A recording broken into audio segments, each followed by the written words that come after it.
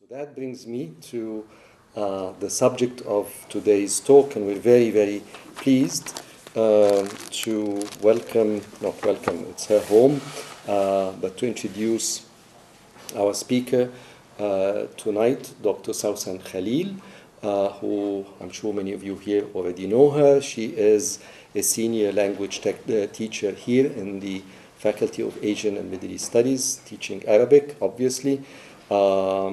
She has recently finished her PhD from Leeds, and I had the honor of reading and examining her thesis. Sausan is also the founder of Kalamna, a social venture based here in Cambridge, providing Arabic classes in Cambridge. Excuse me. And the title of her talk tonight is Arabic in Flux, as you can see, Social Media Revolution and the Transforming Linguistic Landscape. Well, please join me in welcoming Dr. Khalil.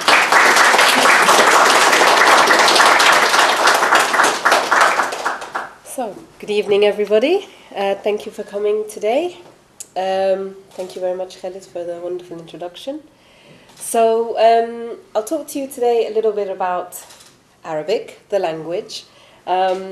This is based on the research I did for my PhD study, and the field is Arabic sociolinguistics, which is slightly different to probably what most of you are used to seeing from me, which is Arabic teaching and teaching Arabic as a foreign language. The reason I took on this study, embarked on this field, if you like, is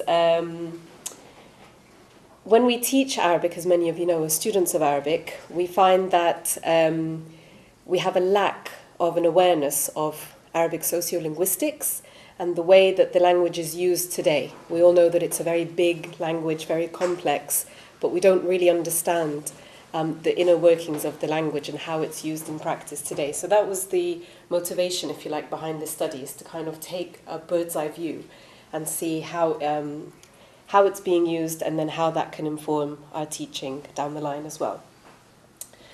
So, first of all, Arabic sociolinguistics. The two main studies, if you like, the two main theories in Arabic sociolinguistics are, the first one is diglossia, which you may have heard of before, introduced by Ferguson in 1959.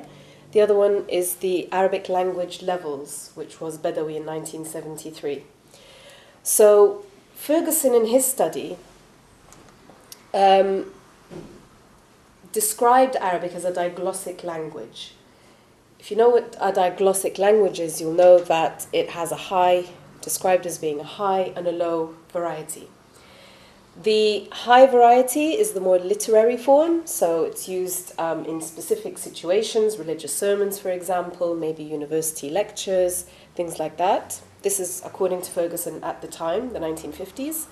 And the low variety, which is the language of everyday communication and conversation at all levels of society. So this isn't a high-low class thing. It's just the way that the language is described as a literary form or not. So that was back in the 1950s, and this study is still taken. All the current sociolinguistic studies that you find today will always refer back to Ferguson and his diglossia. Obviously, there have been criticisms of this model. It's very simplistic, and lots of people have critiqued that, but it's still a cornerstone of Arabic sociolinguistics. The other thing to note about this study is that it didn't speak specifically about Arabic, or rather it did. It didn't talk only about Arabic. He described many languages. He said there are many languages that are diglossic. So sometimes when we get maybe frustrated or don't feel like we understand this, why is Arabic like this? Well, other languages are like this too. So it's just maybe that Arabic is the maybe biggest or most complex of all these languages.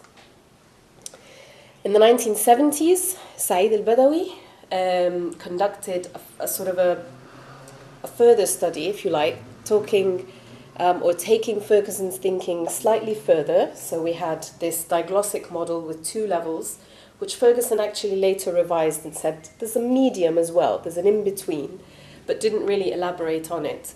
So Badawi identified 5 language levels, and his contemporary Arabic study relied on data from radio and TV. So he was really looking at contemporary language use in that very sort of organic way.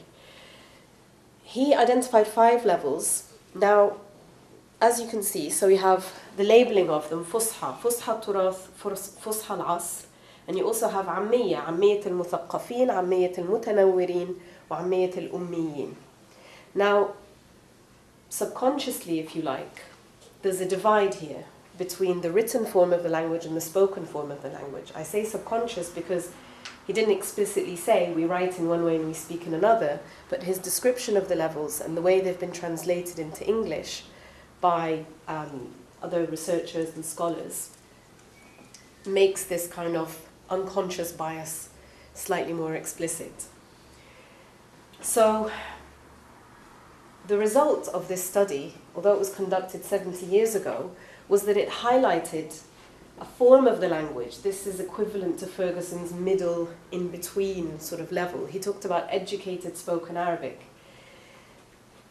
This was picked up on, it was seized on by a lot of researchers into Arabic as describing a phenomenon. They thought, yes, we do mix, we do, yes, when we speak, yeah, I mean, we don't always have university lectures in pure Fusha, sometimes this, when you watch TV, there is mixing, but it was really looking at spoken language.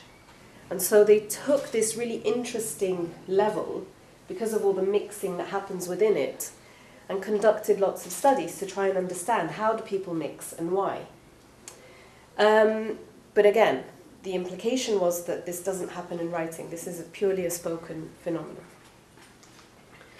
So Badawi's levels, basically, this hasn't translated very well onto the screen, but this is actually his model, so it's not my artistic rendering.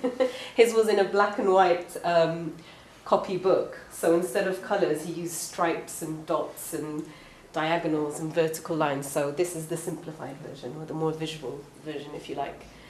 So basically the idea behind his levels is that A, there's no level that's completely pure. There's always mixing. So if somebody were to speak in, say, pure Fusha, you may still, from their pronunciation, some of the phonological features, still understand or gauge where they're from, for example, even though they're speaking very classical or elevated Fusha. And conversely as well, he said with Ammiya, so if you see, you have the sort of the blue triangle is Ammiya, and at the bottom it's Ammiya heavy, as in the features of the language contain a lot of Ammiya. And at the top, where it meets the Fusha triangle, obviously that's the least Ammiya influence, but he still made way for things like these phonological features, for example. And then on the sides are borrowings from foreign languages. So he said that at all levels of the language we have foreign loanwords as well. So he tried to kind of conceptualize this very complex language and all these different variables and try and visualize how they all fit together and relate together. Personally, I think he did a very good job.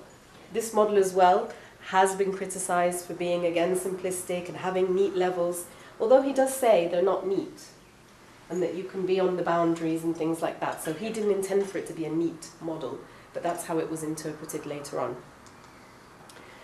So the takeaways from this, for me personally, are that there's no pure level. When people talk about pure Fusha, what do they mean? It's more of an ideal than something that exists in reality, if you like.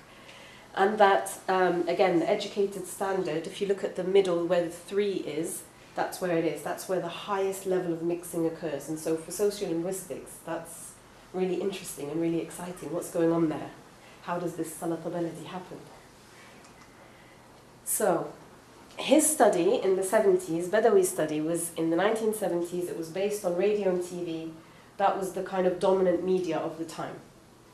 So I wanted to know, well, how could we translate this study nowadays? Because it's been nearly 50 years. There's been really no major study into Arabic like Badawi's. So I thought in 50 years our society's changed, our language use has changed, but there hasn't been really a major study. So the idea was to have this bird's eye view of the language and try and see how things have changed. So, I looked into internet linguistics. That's now a field. That's something that didn't exist in the 1970s. So David Crystal said that basically there are 4 domains for language use. So he said there's the written domain, anything that you write, written. So things like books, newspapers, letters, advertisements, and comics. The spoken language, so any oral interaction, conversations in person, of course, but obviously when you're receiving information as well through radio, TV, and satellite television, which didn't exist in the 50s and the 70s. And then sign language, which is often overlooked in the field of linguistics generally, but it is its own subfield. And I think in relation to Arabic, it's very much overlooked as well. And then finally, the internet. So David Crystal breaks it down into 7 domains, but this study was in 2006, so this was before the emergence of social media even. So he focused a lot on websites, email, forums, chat forums, things that have more or less become obsolete now as social media has taken hold. So I've added a couple of my own there, and those are the things I was thinking about as I was looking at this particular field. So I thought rather than clean and neat levels, what we're seeing is this more mixed, fluid picture. I mean, the writing doesn't look fluid here. If I could have done an animated Venn diagram, I would have done. So things are moving in and out. Yeah? If you look at newspapers, they're traditionally held up as the beacons of Standard Arabic. But then when you take a closer look, sometimes you will find Ammiya in advertisements or in the cartoons or in the headlines or in quotes or letters. So it's not black and white. And a lot of these fields have the same issue, if you like. So, the question, the research question, if you like. Fusha, Ammiya, or both? Fusha is a problematic term because we say Fusha, but what do we mean? The implication, again, is this pure grammatical form, and the implication as well is that it's the language of writing. So if you're writing, you need to use Fusha. Ammiya, same thing. It's the language of speaking, but also can be in writing, or can't it? Let's see. And both. So you have newspapers, books, literature, which are common across all of them. If you think of the language of writing as being Fusha, when you actually come and read, you find something different. So, I looked at pretty much examples from all of these, and I identified 7, I call them writing styles. So, the first one, classical Arabic, still exists. You still have people quoting the Quran or reading fiqh, literature, so you still have classical Arabic. It exists. People read it, maybe even write in it sometimes. I came across something called Middle Arabic. I don't know if anybody is familiar with this term.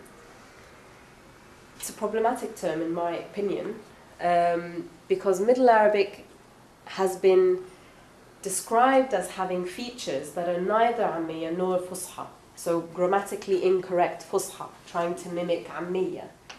And things that haven't really been explained. They call them hypo-corrections or hyper-corrections.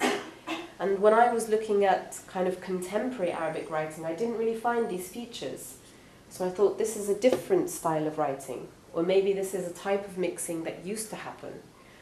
The studies that identified Middle Arabic writing looked at mainly classical texts, things from the Middle Ages,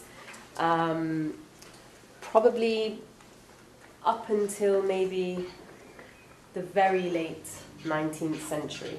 But I hadn't really seen any studies that looked at anything beyond that point. And so, although there are arguments that Middle Arabic is a timeless style, I argue that actually it's probably maybe obsolete now, although there is mixing in it, so that makes it relevant. Modern Standard Arabic, the big one that we all know, that we see in literature and newspapers, etc., the rules are fairly well known. There is fluidity and flexibility, so I don't discount Amiya insertions into this, and I identified specific techniques that are used to mix Amiya and Fusha in modern Standard Arabic.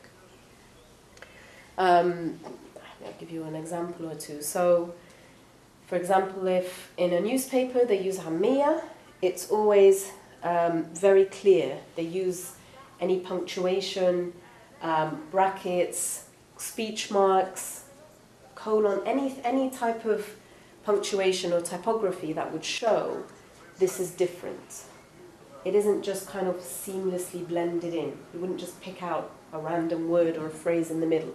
It's always quite clear, this is different. We know, don't tell us we're wrong. We know what we're doing, it's not a mistake. Intermediate Arabic, this was a really interesting one because it's kind of an umbrella term, overarching. And lots of people have spoken about a middle, intermediate, Lugha al-Wusta, something in the middle.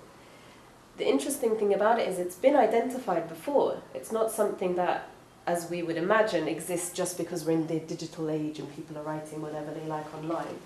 There's modern Arabic literature, so we have Tawfiq al-Hakim, Yusuf Idris, Yusuf al-Sibai, who all wrote in this style, mixing Amiya and Fusha in very different ways. However, there aren't that many studies, again, looking at how this mixing happens. So we have some novels of Yusuf al-Sibai, for example, they're described as being colloquial Arabic. Oh, he writes in Amiya. But then when you actually pick up the text, you realize, well, the narrative is in Fusha, and the dialogue is Amiya, so what's that? So really interesting techniques there as well.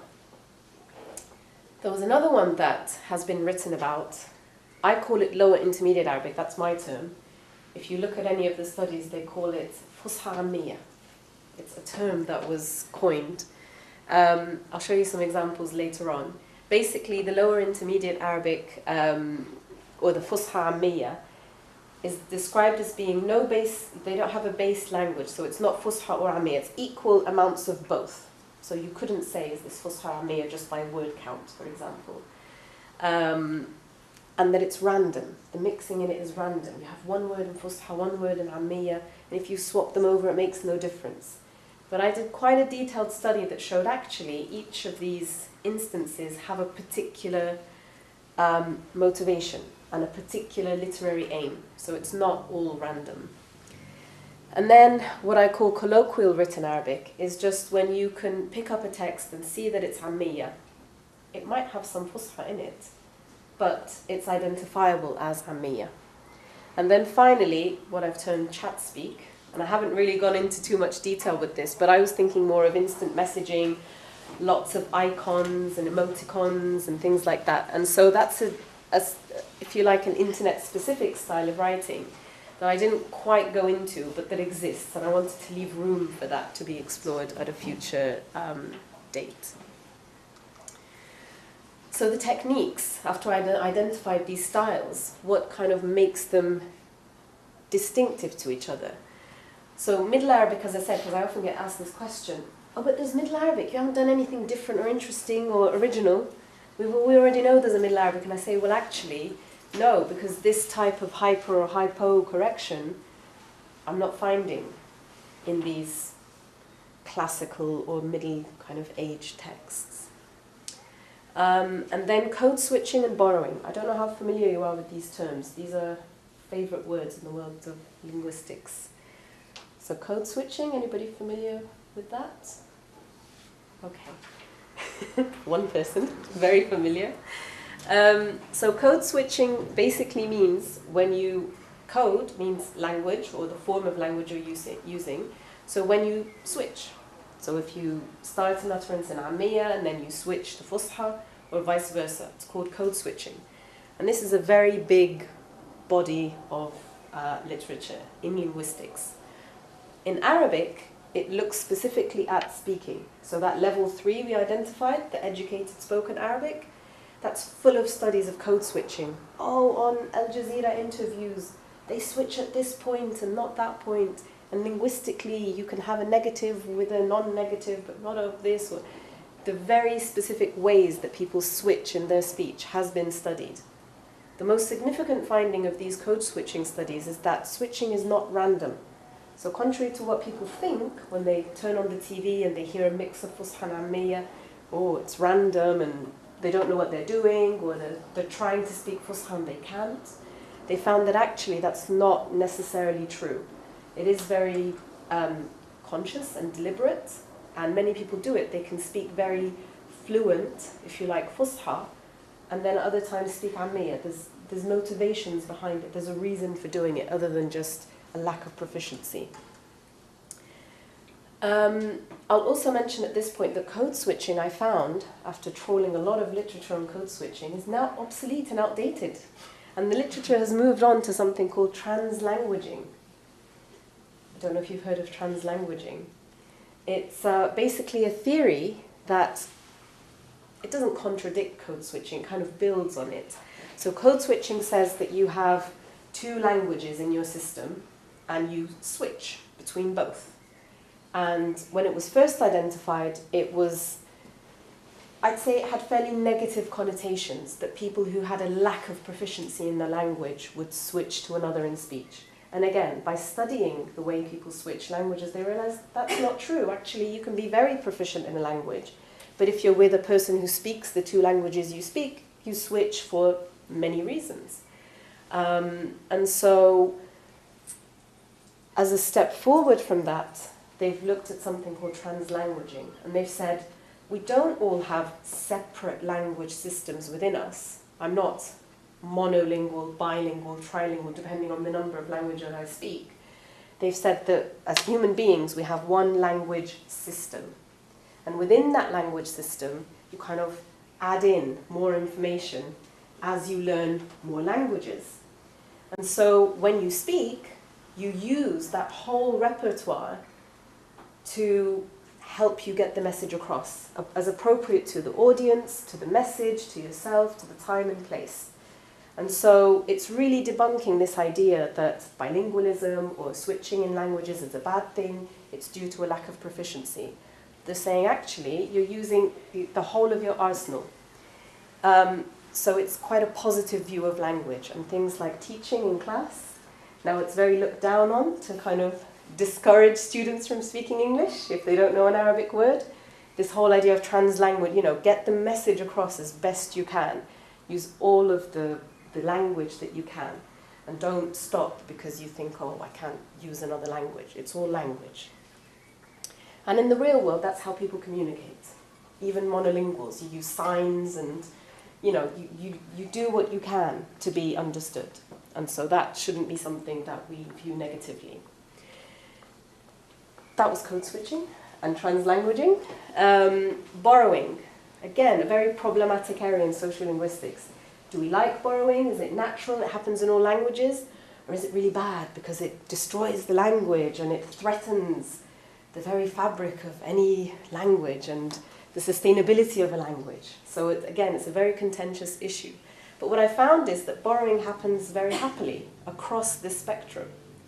Borrowing from Ammiya into Fusha, from Fusha into Ammiya, from foreign languages, particularly English and French mainly, into Arabic, so into Fusha or into Ammiya.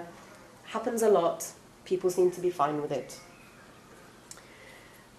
So those are the main techniques, and I found them consistently in all the levels. So you have modern standard Arabic, Fusha, as we said. You wouldn't expect to find any Ammiya or English or French. You do. But the difference is it's done in a very clear, marked way. In intermediate Arabic, it's the complete opposite.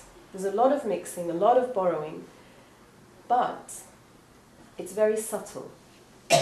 And it plays on the shared items in the language. So sometimes you read something and you think, hold on, is this Fusha, is it Ammiya? The writer either doesn't want you to think or care or know. So there's a lot of emphasis on the seamless blending of Ammiya, Fusha, and borrowed foreign words as well. So for me, that was, I mean, that's the equivalent, if you like, of that interesting middle level. That for me was where a lot of my focus went. The lower intermediate Arabic, again, uses code switching, uses borrowing. It's perhaps not seem to be as seamless. It seemed to be a bit random, where you just have a bit of Fusha, a bit of Ammiya, one word here, why is that word in there? And it doesn't seem as seamless as Intermediate Arabic. Because I've not put any examples of this, I'll just quickly say why I've distinguished between the two, because some people have said that that's what all mixing is. I found that there's very clear motivations for having this lower Intermediate Arabic, and the reason it's called lower is that this style of writing is aimed at less educated, less well-educated people. So in newspapers, for example, the one example that I found or used was aimed at women, and women traditionally are known to be less proficient at Fusha because they have fewer opportunities for education in the Arab world. And so the writer might be a very accomplished journalist who is very capable of writing in Fusha, but they will slip in the Ammiya to kind of bring the whole language down a little bit, to make it a bit more accessible, less daunting for the reader, who is presumed to be less well educated and therefore less comfortable reading Fusha. And also to insert humour. So very serious topics. This particular piece I looked at was about family planning in Egypt, and the journalist was lamenting the complete lack of family planning despite all the government's efforts and the 1 million new babies per year born or something like that. And so it's a very serious, heavy issue, and you don't want to offend people as well, particularly if you're aiming the piece at women who probably likely have children. Don't just want to be insulting their life choices. And so it's a softener, a way to add humour and to bring it down to sort of that tangible level and not be very lofty and literary and preachy about the issue. Excuse me. Colloquial written Arabic is very, I'll show you some examples.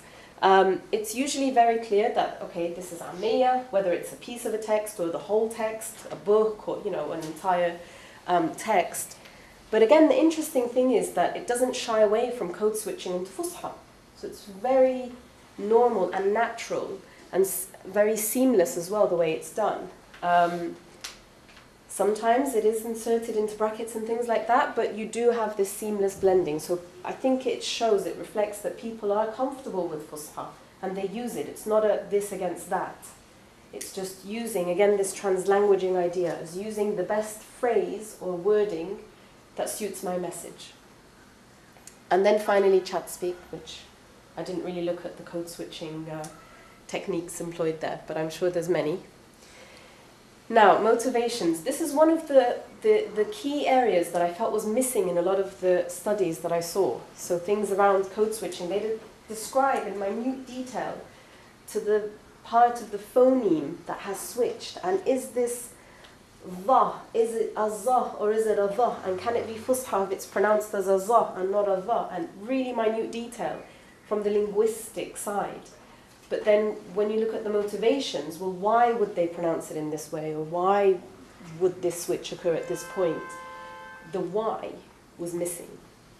So for me, that really jumped out. The data I was looking at, there were clear motivations for all the switches and the mixing that I was seeing.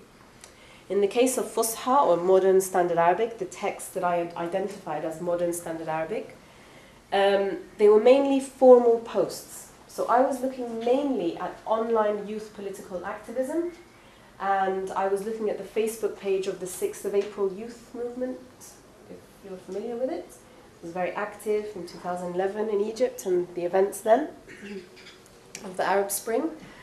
So they were very influential in motivating people to take to the streets, to go and protest.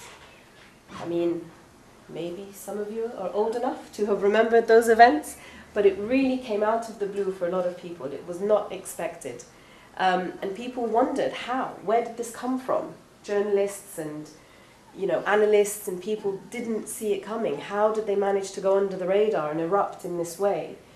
And so the online platform was a huge tool that they used to their advantage and used very well.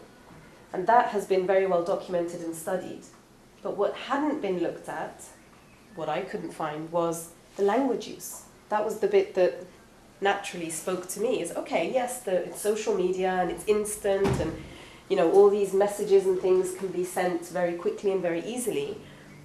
But the language being used is very interesting. It's not the language of political activism in newspapers, opposition newspapers. It's not that type of language. Or it's not completely colloquial slang, it's something very interesting. So when I looked at the motivations behind the styles of writing on these posts, I'm talking specifically about this Facebook page. But then when I looked at other posts and things online, and in literature as well, print literature, pre and post 2011, I found that a lot of this holds true. So there's some, I feel, really fundamental findings here.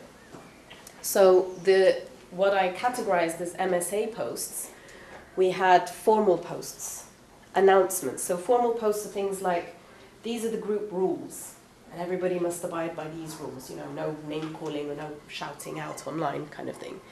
Announcements, so we are holding, an event or something like that, this type of announcement.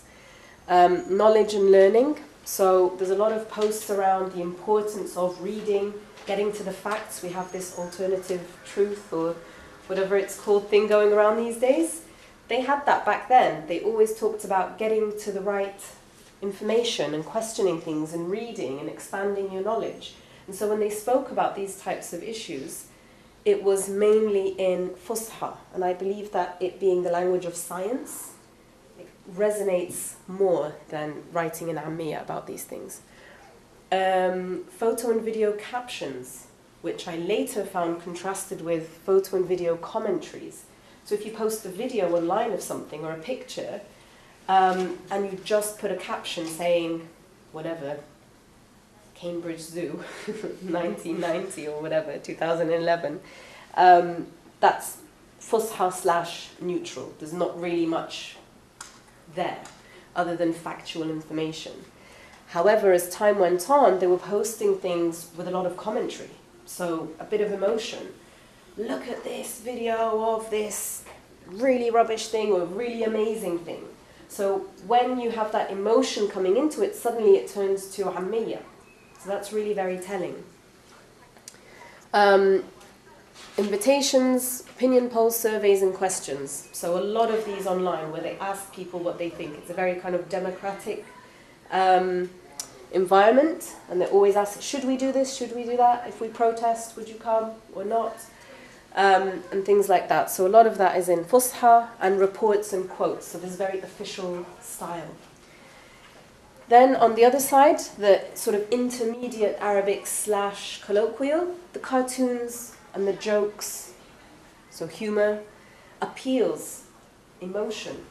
Please go out and protest or vote or do this or do that. Any sort of appeal, a call to action is in Ammiya, not in Fusha. Ideas, thoughts and feelings. So like opinion pieces, longer posts, opinion pieces.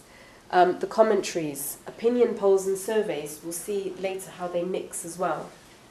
And finally, slogans. So the slogans were really very clever examples of this intermediate Arabic that weren't very clearly Ammiya or very clearly Fusha. It was very cleverly done in a lot of cases. So one of the examples, this is one of the posts, Ken Fiu Khilis, which translates to as we had some and now it's finished or gone. And I guess it relates to this situation in the cartoon.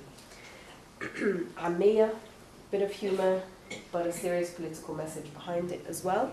So a lot of these cartoons were like that, just a small caption or a few words, but it's Ammiya because it's a cartoon. Another example.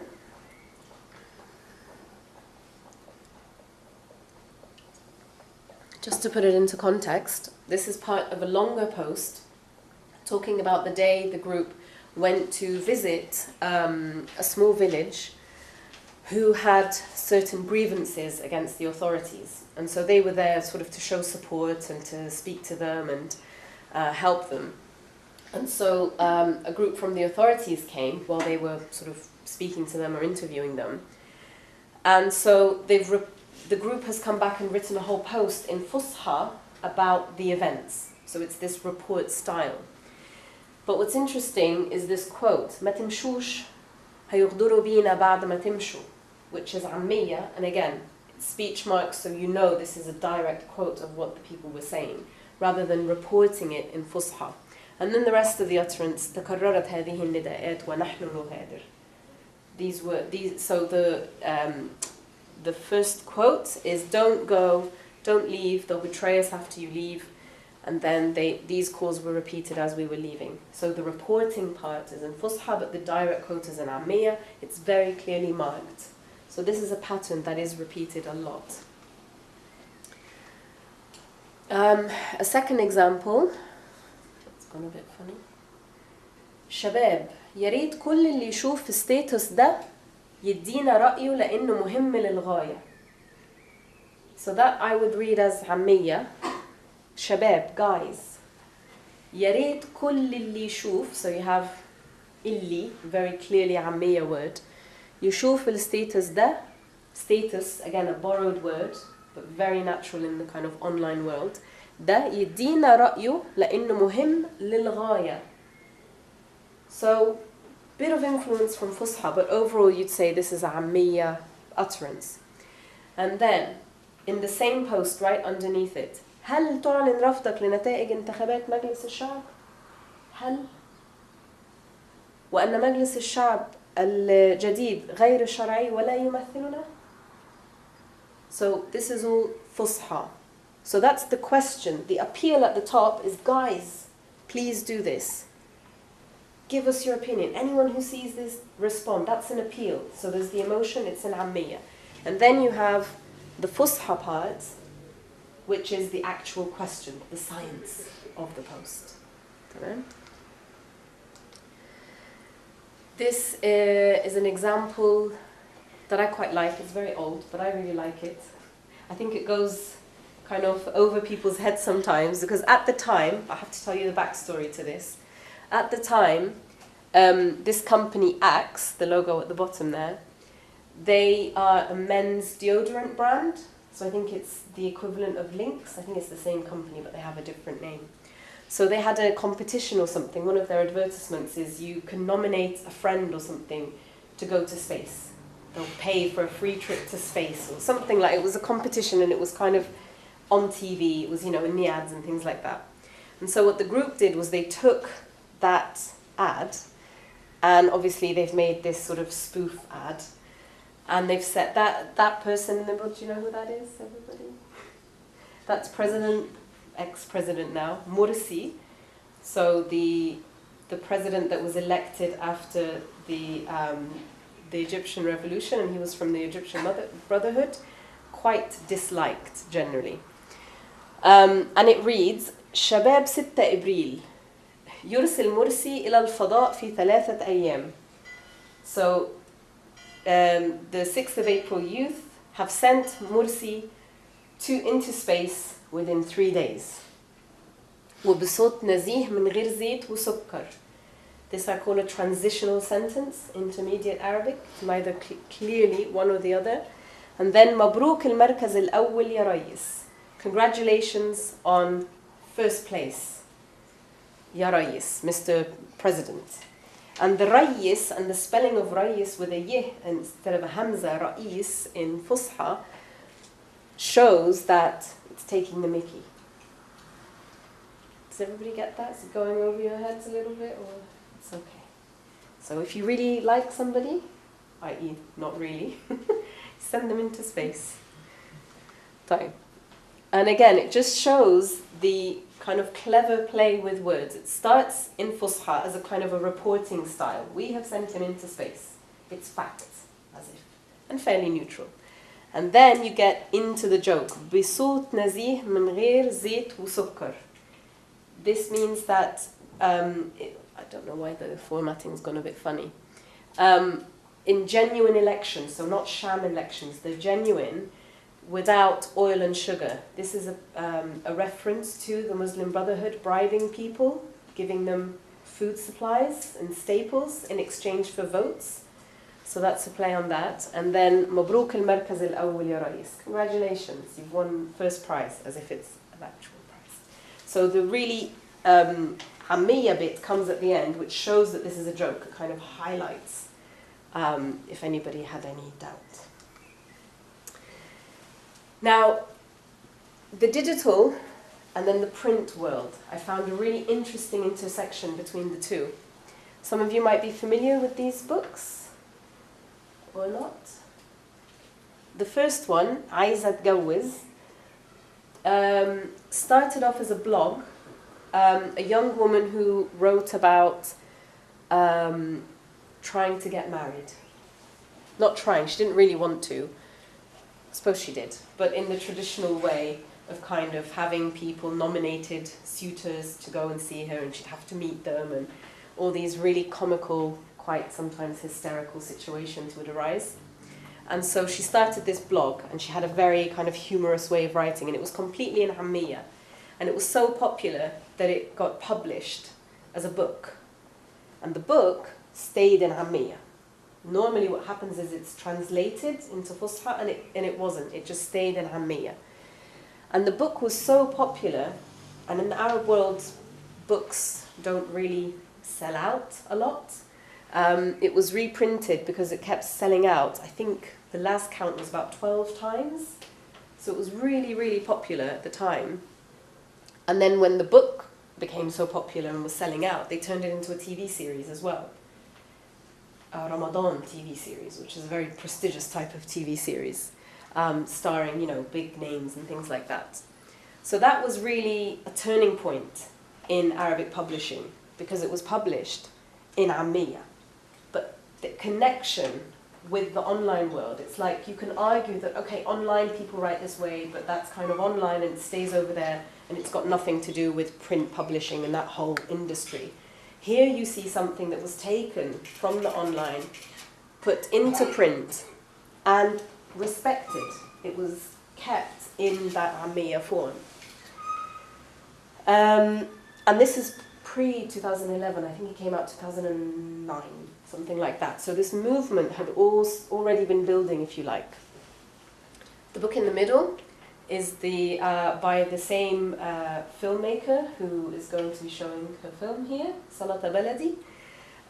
The book tackles the same sort of story about her mother. So Il Mawluda is the name of the book, which means, well, it means the newborn, or the one who was born, but it's a reference to the way her mother was named, because her mother has a very interesting story and heritage.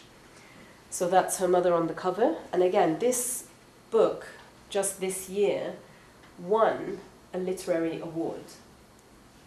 Again, that's fairly earth-shattering in this type of field, because one of the main arguments against writing in Ammiya, when authors consider whether they should write in Fusha or Ammiya, is that literary awards are not given to works written in Ammiya, and they're actually disqualified.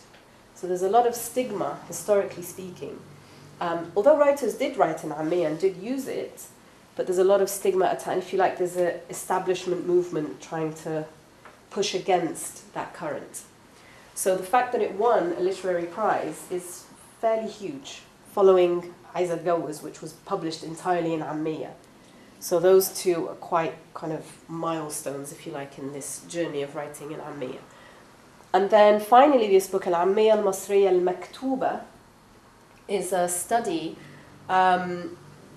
slash, it's more of an anthology that lists all the works written in Egyptian colloquial Arabic since the Middle Ages.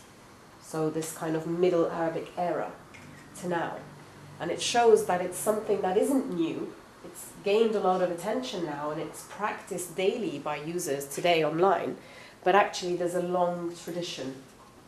And so this book really does a great job of listing, chronologically, I think, all these works that have been written in Ammiya previously. And that book was published in 2013. So a few years apart, but again, showing that there is this movement, there is a body of literature, there is a body of work out there. It's just kind of bringing it to the fore. Another couple of examples. These are slightly older. So again, these are pre-2011. Taxi by Khalid al-Khomeini. I think it's 2006 maybe published. So a few years before that, and that's a collection of stories collected by the author from his conversations with taxi drivers in Cairo, basically, downtown Cairo. So every time he'd get into a taxi, he'd get into these long conversations with the taxi drivers, and they would just tell him all these weird and wonderful stories. And he ended up collecting them and publishing them as a book. And what's interesting is, at that time, he used this style where the narrative is Fusha. So he introduces, oh, on this day I was going to this place or that, and I got into a taxi, and that's in Fusha. And then the dialogue itself, the story as told by the driver, is in Ammiya. But then you have these stories that could be 2, 3, 4, 5, 6 pages long, all in Ammiya. But the frame is still in Fusha, so it's sort of paving the way for this style of writing. And Banat al-Riyadh, Girls of Riyadh, is by a female Saudi author. So I'm often asked the question, well, this is all about Egypt and Egyptian Arabic. What about the other dialects? And I argue that this does exist in other dialects. And Banat al-Riyadh was I think it was a bestseller as well at the time it came out. And this is all pre-2011 as well. And it's written as a series of emails. So it's kind of emails between the author and her friends. And she discusses their lives and all the issues. And that's in Saudi Ammiya. Tried reading it, didn't get very far. Type. So, Arabic in the digital age. What are the implications of such a study? That the world is changing and language is changing. Therefore, we need to keep up with these changes, understand them, really try and understand how people are using language and not give it a top-down, this is the way you should be, no, this is the way people are actually using language. Fusha is not only for writing. This is one of the things that I was trying to tease out of all of these studies and say, no, that's not what's happening. And Ammiya is not only for speaking. So that fault line, that red line in Badawi's model, trying to erase that a little bit. And writing in Ammiya is not necessarily a sign of a lack of proficiency in Fusha. So this issue about books in Ammiya not being given literary awards, being disqualified from these competitions, things like that, trying to dispel these myths in the same way that the earlier code switching studies did that for speaking, and saying that code switching in speaking is not random and it's not due to a lack of proficiency necessarily. Trying to do that for writing as well, and to say that all these types of mixing are exactly the same as their counterparts in speaking. Do I have much else to say? I don't have that much else to say. We might have some questions.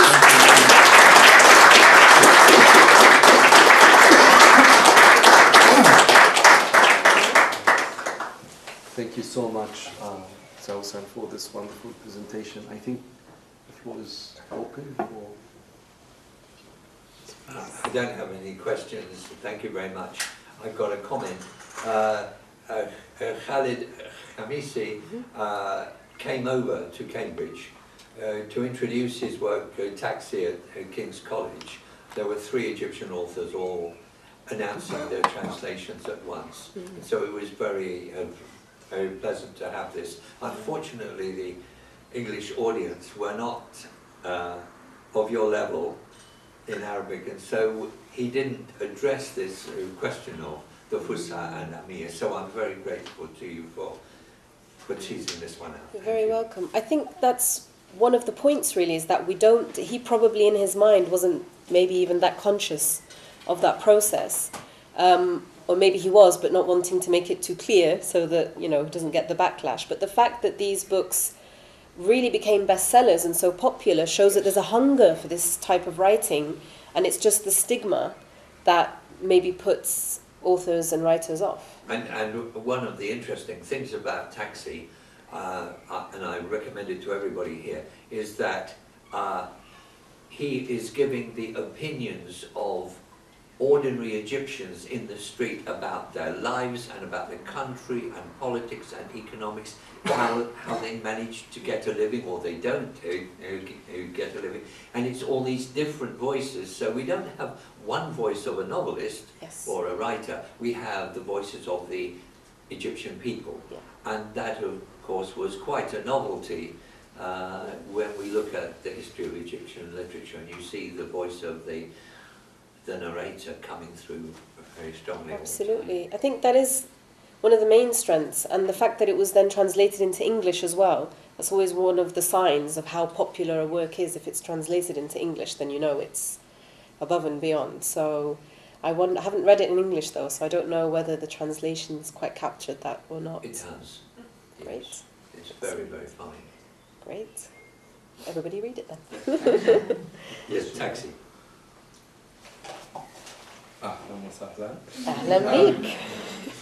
When it comes to Amir writing in, like if you're putting a full book in Amir, or if there's code switching between, let's say, the actual writing coming in Fusha, and then, well actually the first question, like would the speech be reported into Fusha if it's in a novel, or would that generally be in Amir, like for example in Season of Migration to the North, would that be in the Sudanese dialect rather than it would be in Fusha when it's reported? I'd say that generally there isn't one rule of how it happens. There are different ways, and it's related a lot to the ideology of the author.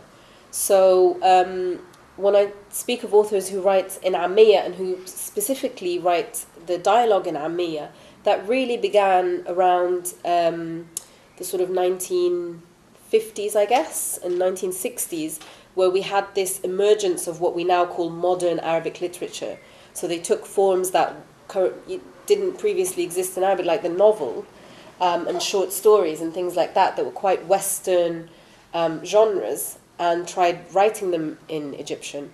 And a big part of that was this realism within the stories. So it wasn't the 1001 Nights, fantastical kind of myths and things. It was writing about, Egyptians and Egyptian countryside and all of this. And the authors felt that there was an incongruency between the language that they're expected to write in and the characters that they're trying to portray. How would an illiterate, farmer, faleh, peasant, be speaking in Fusha? And so that's how it started. And that's like a style. And those, even though it was limited to dialogue, that style of writing, just because it contained some Ammiya, those were the ones that didn't get the prizes. Even though they're really famous writers and very well known, they were sort of shunned, if you like, by the establishment. So that style, I guess, started around that time and has been picked up. And so, for example, Taxi builds on that tradition in that the narrative is in Fusha and the dialogue, i.e. the stories themselves, is in Ammiya. So although the amount of text, if you look at it, the early ones would be more, I'd say, Fusha than Ammiya. Nowadays you might see more Ammiya than Fusha, but that structure, the narrative versus the dialogue, still exists. And so it depends. That if you're having a book that it would be in, though, let's say they put the speech in a dialect, especially if it's one of the less kind of well-known ones, or a book that is fully in an Ammiya, are there any cases of it being translated into a different Ammiya or kind of Darija in the Maghreb or something? Is there any sort of business of inter-Arabic dialect translation? Oh, I see. I don't know of any works that specifically have inter-dialectal conversations. The Saudi novel, for example, Banat al-Riyad, I found fairly challenging because it, for my kind of understanding, looked to me like Saudi dialect. I'd say that it's happening more and more now on TV. You have these kind of pan-Arab shows, and so these talent shows, you have 4 judges, and each of them are from a different region, speak a different dialect. And so now I think there's a lot more awareness and a lot more cross-dialectal communication. I don't think it's far-fetched to imagine that will happen in writing as well in the future. But I think for now, we're still tackling the issue of writing in a dialect, let alone many. George? You spoke, just going to the revolution and what you spoke about, the Facebook messages around the time of the revolution, and you're talking about the use of Amia for, to talk about humour, for example, also to evoke emotions. Do you think there's also like a political element in which like Amia is kind of subversive or anti-establishment, and Fusha is, or like represents the people against Fusha, which is the official establishment which they're trying to go against, or does it not have that connotation? I think yes, definitely. The question is the way that it was intended to be. I think that rather than it being we're going to subvert the authorities and the language of the authorities, I think it began, at least from what I could see, as just trying to transmit a more authentic voice. So I'm speaking from the heart, from experience, from reality. And at the beginning it was all about these are real this is the reality that we live. This is the reality that we're in. If you pick up a newspaper, you'd feel like you're in a parallel universe. So the language as well as the content, I guess it became that kind of subversion. But I think to begin with, it was just trying to be an authentic voice. And I think that it was very successful. And personally, I believe that's one of the reasons that the movement gained such momentum, is through that use of an authentic voice. So your conclusion, what I found interesting about it was Fusha is not only for writing and Amia is not only for speaking. How do you think that relates to how Arabic's taught? Because obviously in class, that's very much the dichotomy that exists. And if we do mix it, as someone who's learning Arabic from scratch, that would be seen as incorrect and sort of marked as incorrect. Do you see maybe a change in the way that it's taught because of what you've concluded? Yeah, I mean, when I started the study, as I think I mentioned at the beginning, that was the motivation, is the way that Arabic is taught, for me, didn't feel like it reflected the reality of how we use the language. But then when I started looking into how we use the language, as in what researchers have said and what studies have shown, I found that there's a lack of research. As you saw, the main studies are from the 50s and the 70s.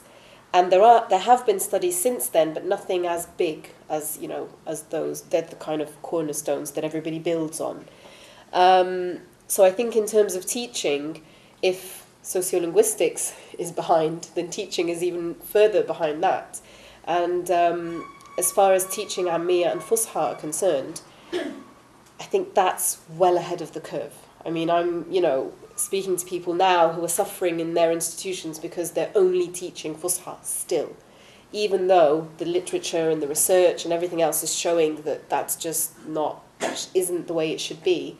The hands are tied, basically, either because of institutional, regulations or lack of materials and resources. So even we've had to resort to creating our own. And so this final picture of a messier version, if you like, instead of the clean lines, in the same way that translanguaging views language, yes, there's fluidity, but I think you need solid foundations. And I think to do things consciously is different to just being confused about things. So I think having a home for Fusha and a home for Ammi, at least at the beginning, hopefully is a good thing and a useful thing. And then I think as you gain more confidence in the language, then you'll naturally start to mix, and when you actually speak to native speakers on the open. You need to understand Fusha and how it's used traditionally, and understand Ammi and how it's used traditionally to then maybe produce a desired effect. If exactly. You mix them. Yeah. So I think it's just trying to explain it rather than saying it's wrong. May I make a comment before Sam first, and then it just happened. I mean, if I may, just to comment on this question, because yesterday I was examining a dissertation from Harvard on the use of colloquial Egyptian for teaching Arabic as a foreign language.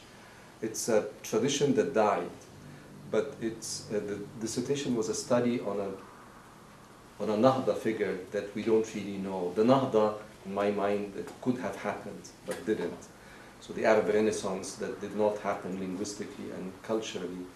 And it's a study of a fascinating guy called Tantawi, Ahmed Ayad al-Tantawi, Muhammad Ayad al-Tantawi, who, of course, not Tahtawi, the famous guy, and the motor force behind the development of modern standard Arabic, one of the key figures in Egypt at least, went to France, as we know.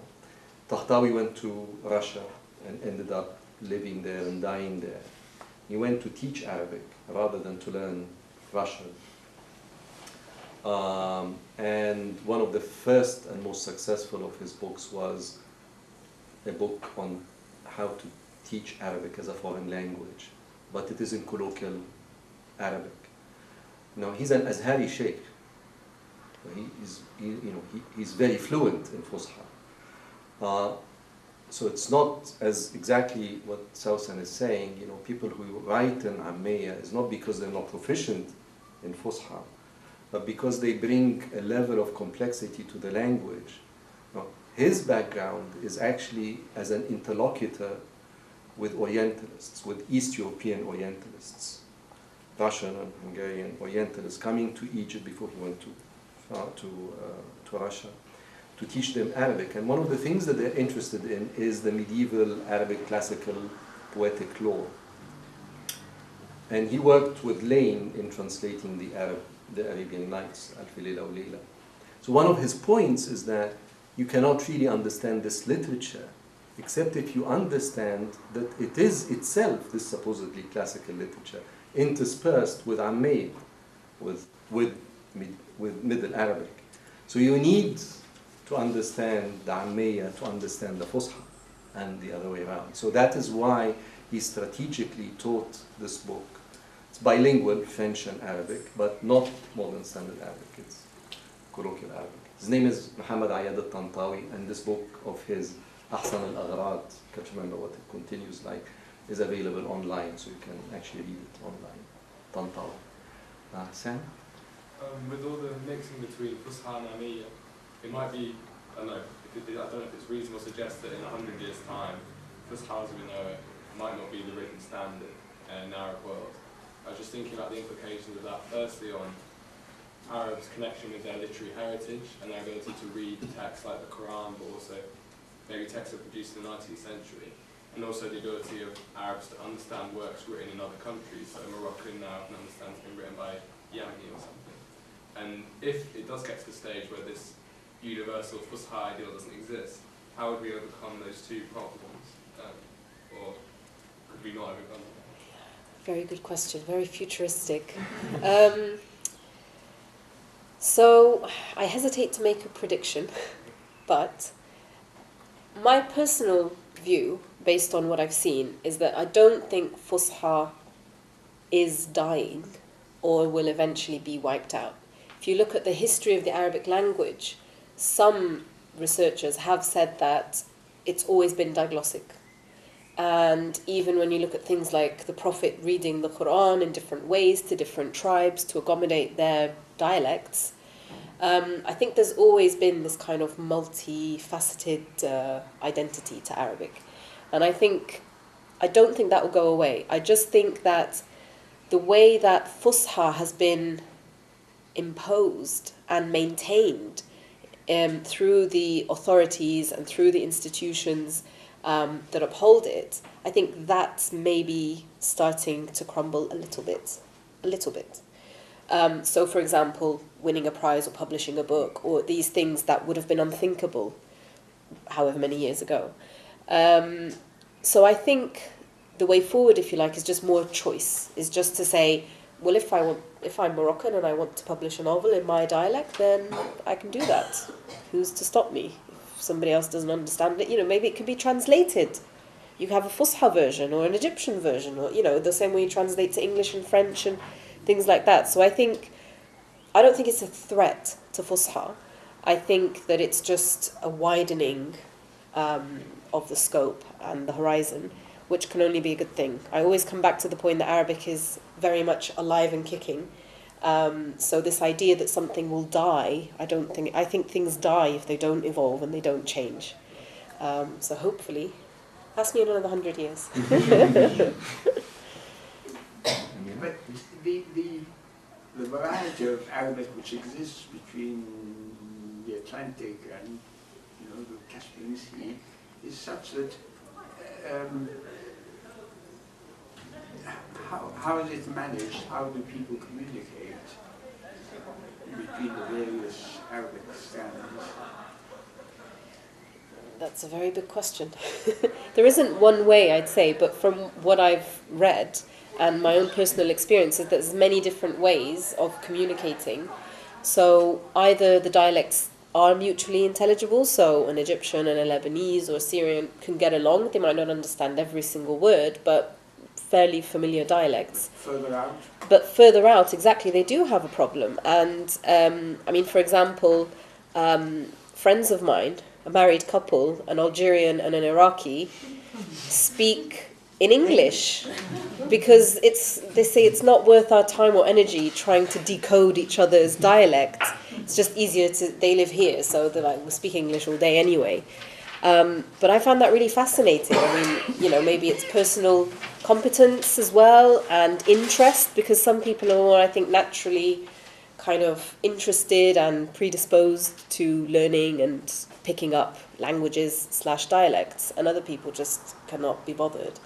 So, but on a linguistic kind of level as well, there are many techniques that have been identified, things like leveling, which is basically a softening of the dialect. So I could speak in my dialect, but omit the bits that I know somebody from outside of my region won't understand, and either use features of the other person's dialect or some Fusha words, or kind of there's this concept of called it al-lahja al-bayda or al-lahja al-bayda, which is literally translate to the white dialect, but it means the neutral dialect. And so often, especially the kind of Maghribi region, when I speak to Algerians, for example, I find that I understand them very well, and I'm very impressed with myself. I think, my Algerian's improving. They speak. And then I realize exactly that they are the ones who are softening their dialect because they know that, they assume that I won't understand it correctly. So there are different techniques that people use, but definitely one of them is just to resort to another language altogether. If they speak English or French, they'll speak English or French. If they specifically are communicating in Arabic, like on these pan-Arab TV shows, you find that they kind of they manage somehow. Sometimes they make a joke of it. They'll say, what was that? What did you say? And they just learn from each other. And exposure helps. If you speak to somebody one time and you don't understand, it's different to maybe going to another country and then picking up that dialect because you're surrounded with it, or over time being exposed to several dialects. So there's many ways. It's not impossible. I can't imagine how the organisation of Arabic states. Just Emilia, please. Yeah, I mean, actually, my question stroke comment is very much in the same area as the last two, because I'm quite interested that you are still saying dialects, because what it seems to me you're talking about is a different way of looking at the language. For a long time there have been political and ideological reasons why it's all Arabic, Pan-Arabism, we're all part of the Arab world regardless of local ways of speaking.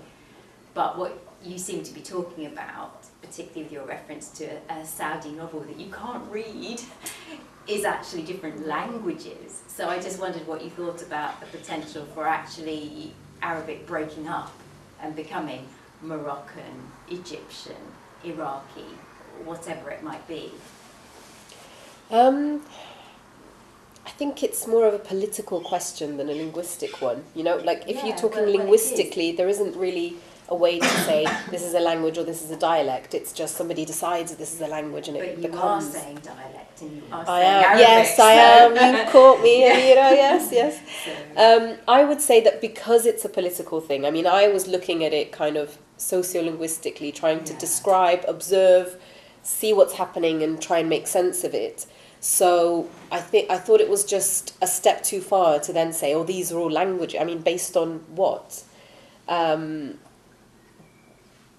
I'd say that in some cases, yes, they are diverse enough to be considered separate languages, but then that's making a very different statement to just, how is language used, etc. So, and I'll add to that also that there are very radical, they're perceived to be very radical, I think they really are, movements or ideas, people, groups of people who think that, yes, we call Egyptian the Egyptian language. We don't call it the, Arabic Egyptian dialect or whatever. And I don't know if you're aware, there's a Wikipedia Masri as well. So there's Wikipedia in all the languages. There's Wikipedia Arabi, which is the Arabic version. And then they've somehow managed to get a code for Egyptian as its own language.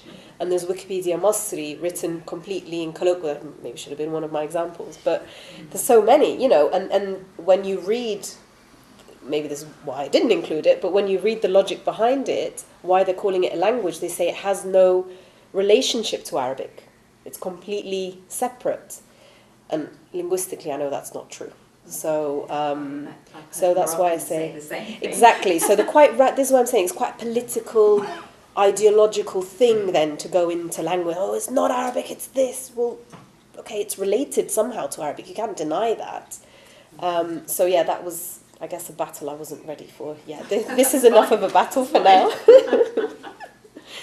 I have a question first at the back, because someone who hasn't spoken before. Yes. Do you think, just in terms of the lack of studies you were talking about, do you think that might have something to do with pressure from the literary establishment as well? Like, because your study is legitimizing the use of Amir, right? So do you think there's been like political pressure or establishment pressure in order to suppress possible studies? Yes.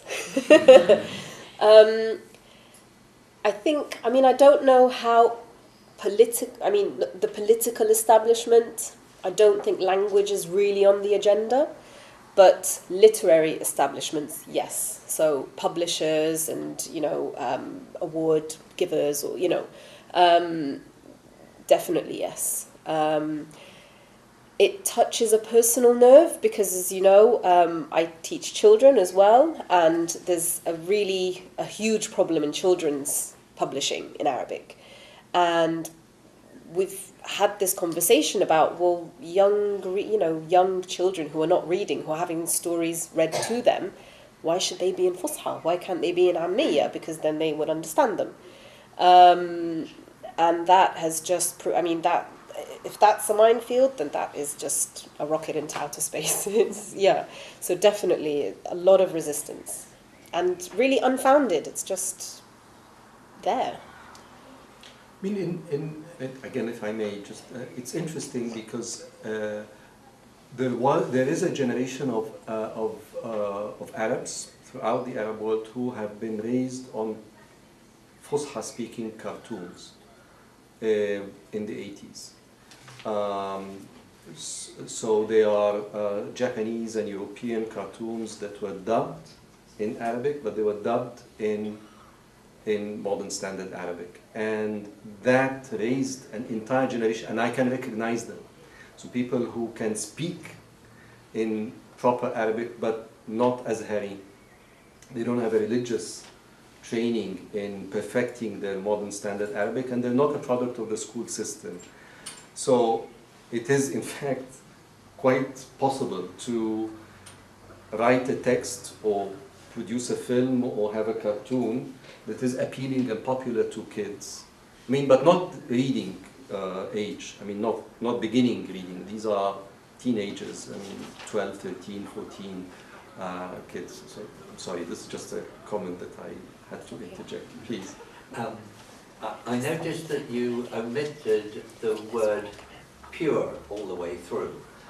Because you like to think that every dialect is pure in its way. For example, so Moroccan is pure Moroccan, Egyptian is pure Egyptian.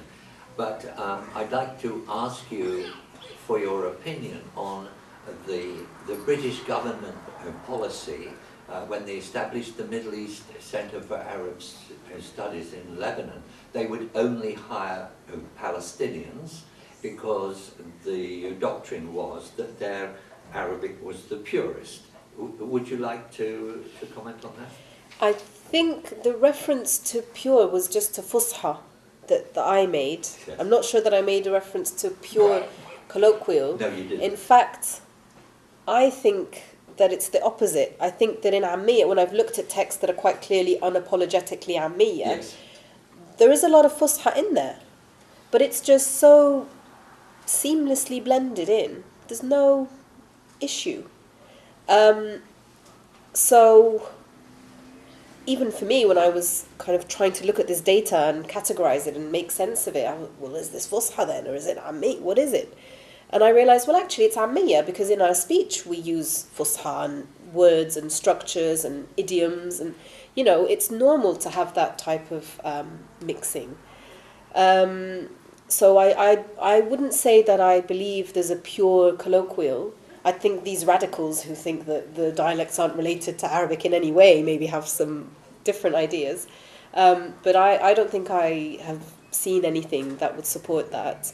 And this notion of pure Fusha, I think it's as an ideal.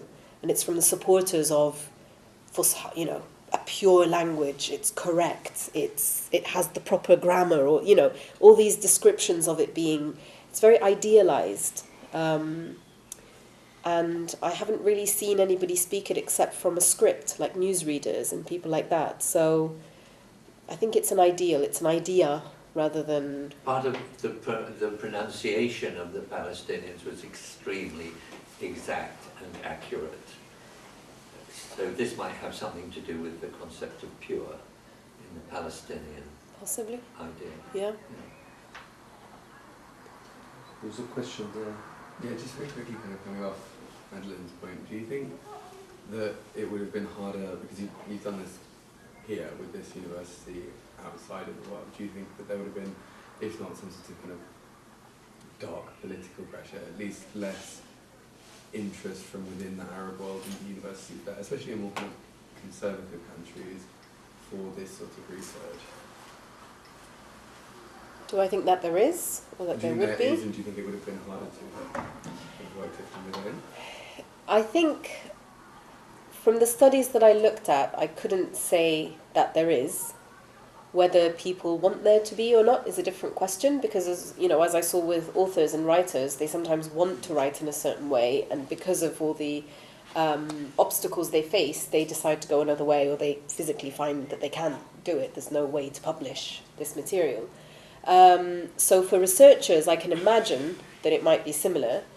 There's also a hostility in academia. So, for example, I read a study from the 60s, an Egyptian researcher in an Egyptian university in an Arabic department, and she was completely against the study, the use, the teaching, anything to do with Ammiya. It's a foreign conspiracy to break up the unity of the language, a whole book basically just telling people that Ammiya is this huge, you know. So ideologically there is this opposition. This was back in the 60s, so I don't know what it's like today, and I'm not there in academia now today.